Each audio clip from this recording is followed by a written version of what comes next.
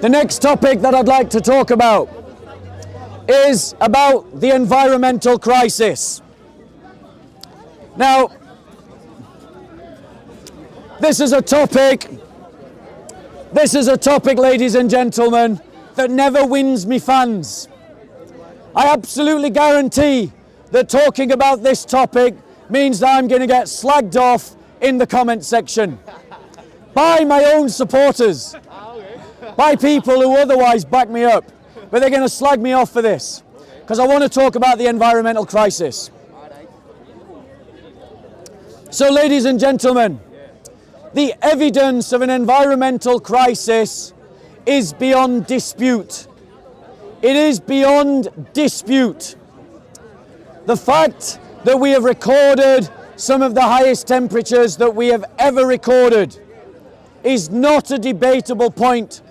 The fact of deforestation across the world and desertification, as we're seeing in California, is not a debatable point. The fact of the collapse of biodiversity is not a debatable point. These things are well-established facts, and they are established by numerous independent research into those topics. Sir David Attenborough, a man with whom I would disagree with nearly all of his politics, I would disagree with, is a man who uniquely in history has travelled about and seen more of the environmental world than any other human being in history. I think I could reasonably argue that that is also a fact. He's studied it as an academic. He's witnessed it firsthand. The destruction of the rainforests in Borneo, the destruction of the rainforests in Brazil, the fact that we are discovering plastic in the deepest, darkest parts of the ocean. You are an idiot if you deny the evidence. A bit like the Dawa team who deny the evidence. The evidence is overwhelming. We are in an environmental crisis. And it's not something that we can simply ignore. Now, yes, as Christians, there are many things that we should be engaging with. But as Christians, we also should be engaging honestly with the question of the environment. The question of the environmental crisis has been tied up with many other left-wing agendas, and it needs to be separated from those left-wing agendas, because it's precisely because it's been connected to other left-wing politics that people from the right wing wash their hands of it. And we, as people who are consciously Christian, conservative, who sit on the right wing of the spectrum of politics, should be claiming this issue as our own. If our current trends continue, and there is no reason to think that they must, we will reach a point where we cannot turn back, and there is the possibility of runaway global warming. Macron recently said that they would pay Brazil to stop deforestation. I would say it's time for Europe to reforest. It's time for human beings to accept that God in the garden created us to live in an order as its crown, as its cultivator. The story of Genesis, and I'm going to lower my voice because there's fewer of you, so feel free to come in a bit. Feel free to come in a bit. The story of Genesis is that man was meant to cultivate the world and to fill it with life. But because of sin, man, as he has filled the world, has filled it with increasingly death. And so as Christians, part of the redemptive act of Christ is that we rediscover our place in the natural order. That we discover that our purpose is to cultivate the garden. And the garden is the earth. To cultivate it and to fill it with life. That means that we have to change lots of what we do. Lots of what we did in the past we did in ignorance. But because of better learning, overwhelming evidence, there's a clear case for Christians to be involved in the cause of defending the environment. And that means things like arguing for the reforestation of Europe, cultivating biodiversity, reducing the amount of meat that you eat, not saying become a vegetarian or a vegan, but it takes more land to feed a cow than it does to grow a crop of wheat or other kinds of vegetable-based food.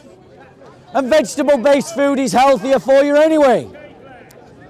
Christians, we can't ignore this environmental crisis. We have to get involved. It's kingdom work to get involved. Arguing for reforestation, the reduction of meat consumption, the defense of territories in the ocean where fishing is prohibited, will lead to those fishing stocks spilling out into other areas of the ocean that can then be fished. So it doesn't mean giving up fish, it just means accepting that you eat fish far less regularly. Biodiversity is something that we need to protect actively. It's part of the commission of Genesis. It's what we should be doing as Christians. It's part of kingdom work. But that means that we who sit on the right of spectrum need to own the environmental question without adopting other left-wing agendas. So that we see fighting against abortion and fighting against environmental destruction as part of the same thing. But it means that we have to rethink a lot of things. Well, if we have less children, we'll have less impact on the environment. No. No? Let me explain why not. Why not? Because a consumer, and I'm really going to pickle everybody's bones here, You're not coming both anywhere near left and right. Move in, guys, so I don't have to project my voice as much. So, guys, so in terms of the environment, one consumer in the West consumes more than 7 or 8 Africans.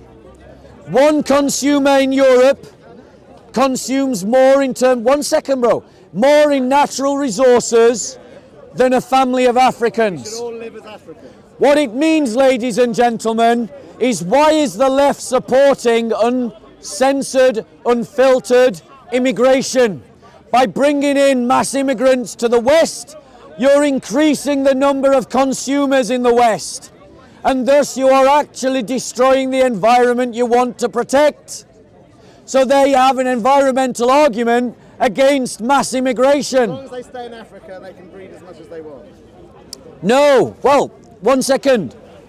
The next thing, we Christians, yes, I'm coming to you, bro. I'm going one second. Let me finish addressing his point before I come to you.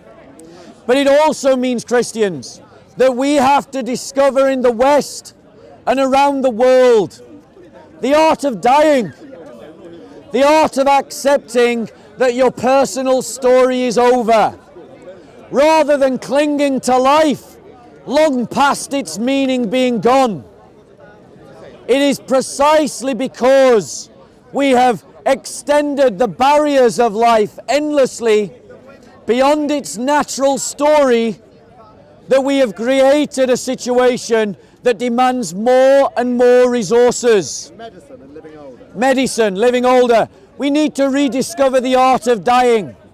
This is not... The art of dying younger. Yes, the art of dying younger. Do you want to die younger? One second. These questions are difficult and painful. But the environment crisis is going to force us to deal with them.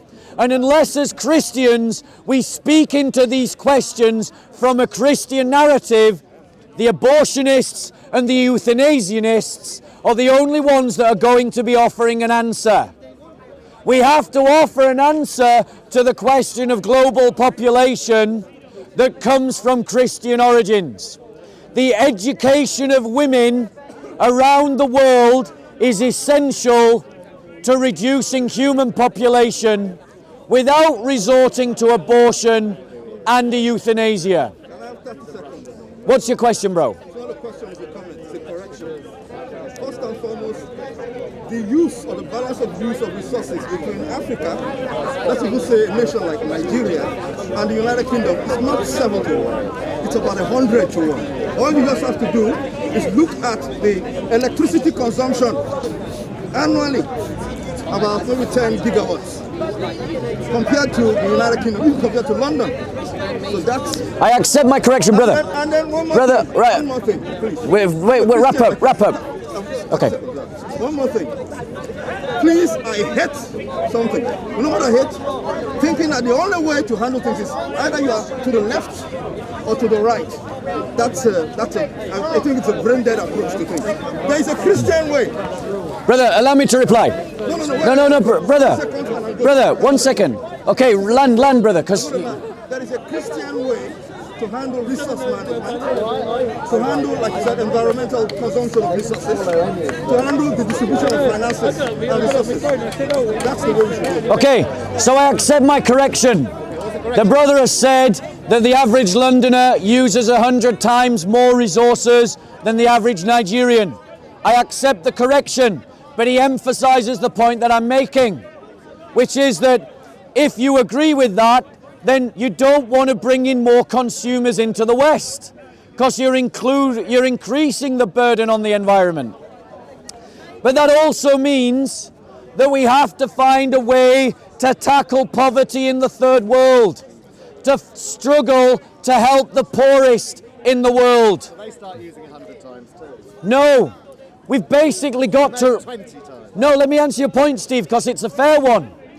We basically have to reinvent life as we know it, that is post-industrial. There's nothing sacred about industrialization. Nothing. What's the alternative?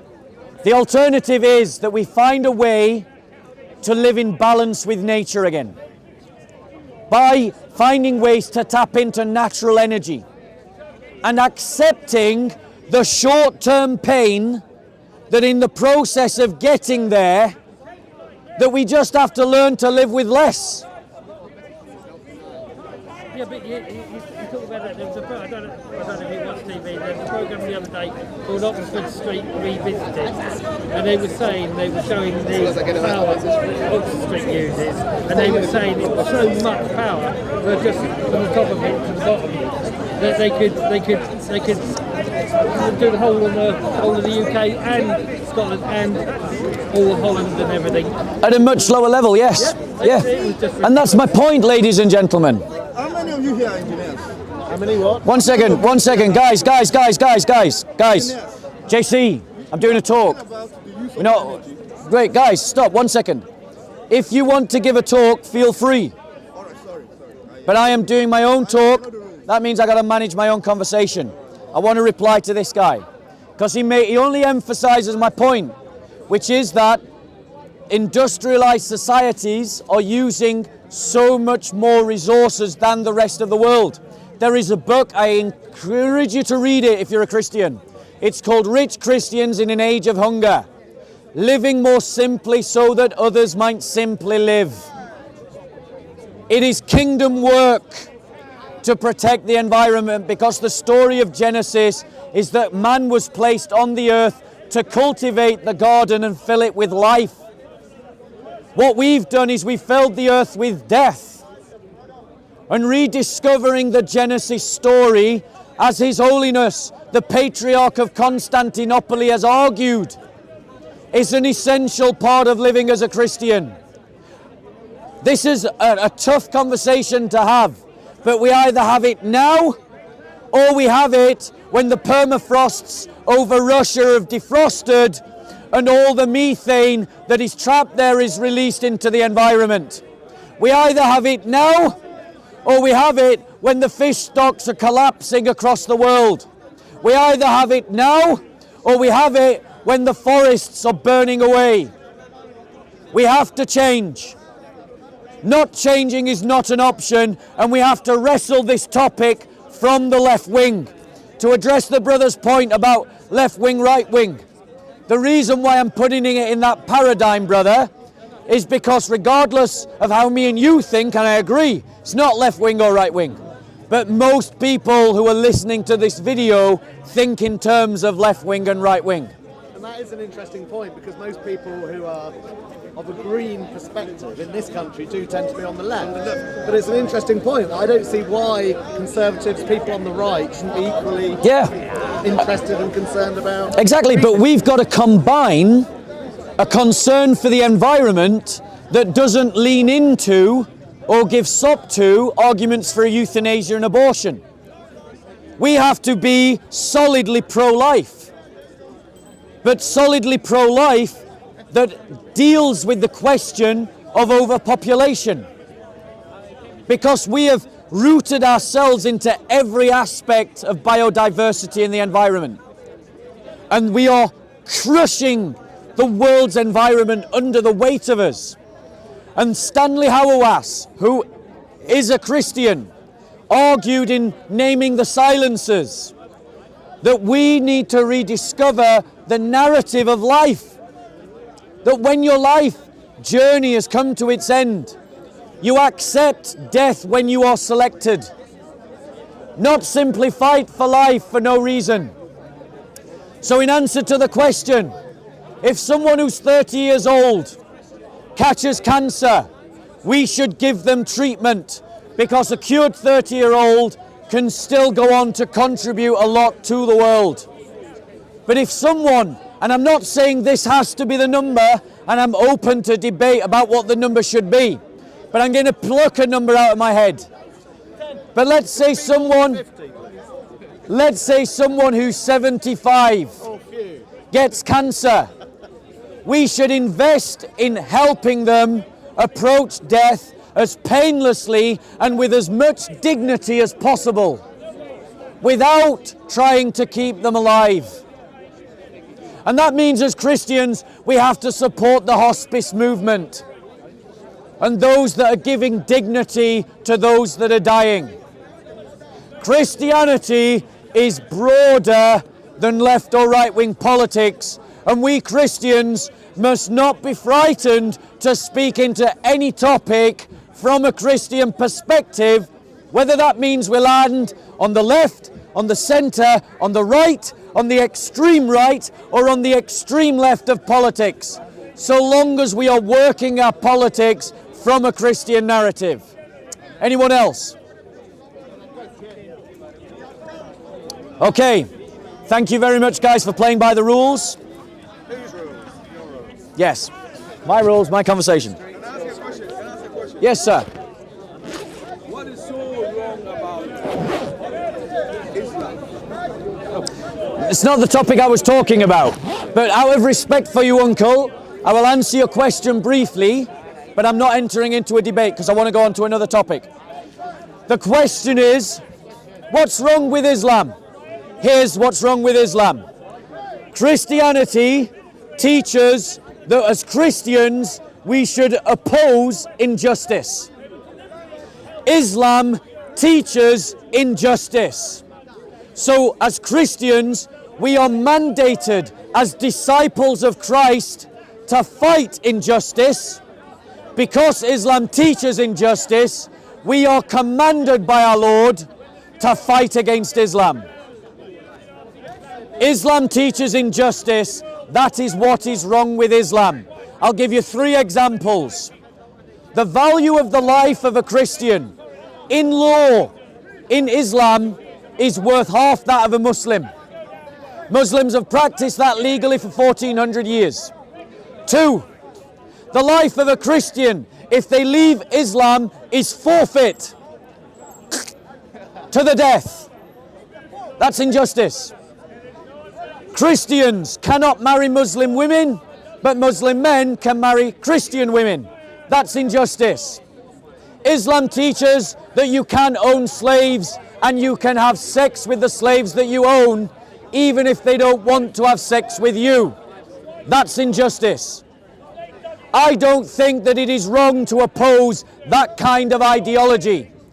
If I stuck a label Nazism over that ideology, no one would have a problem with me opposing it. You only have a problem with me opposing it because the liberal do-gooder progressives have brainwashed you all into thinking you can't say anything bad about Islam because Islam is equal to Muslims, and that means you're some kind of prejudice against all Muslims. That's not true. We do not accept that confiscation, that conflagration of those two terms. That conflation, of those two terms. We Christians believe there is a distinction between the sinner and the sin. You can oppose the ideology while still loving the Muslim. And if there are Muslim militants determined to impose Islam, then you have to resist them. If there are Muslims practicing Islam in a harmless way, leave them be. So, going on to my next topic. No worries, Uncle, no worries.